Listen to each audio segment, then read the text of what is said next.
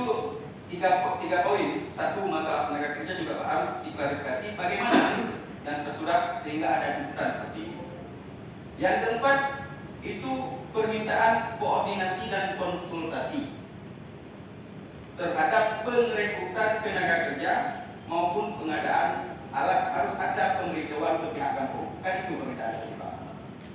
Jadi mereka minta ke depan setiap perekrutan tenaga kerja maupun pengadaan alat berat itu harus ada koordinasi dan konsultasi terhadap pihak kampung. Ini pihak mana yang akan menjawab untuk menjadi solusi rapat pembahasan kita hari ini, pihak mana yang akan menjawab tadi itu?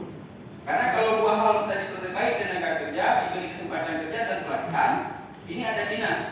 Dan kita mau tahu hari ini, yang selama ini bagaimana perjalanannya terhadap tenaga kerja untuk MIPA bersaudara.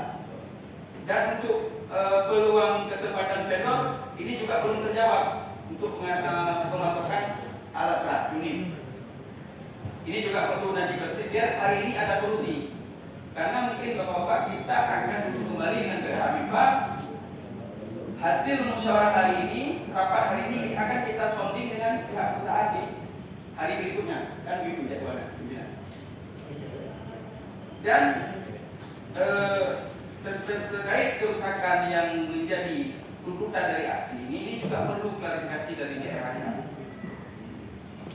Dan di sini kebetulan Forkopimda lengkap, ada Bapak Kapolres, ada Pak Dandim dan Bapak mewakili Bupati, dan kita di forum yang terhormat ini saya meminta kepada Bapak Kapolres untuk selidiki oknum yang bermain sebagai calon dalam perekrutan tenaga kerja itu.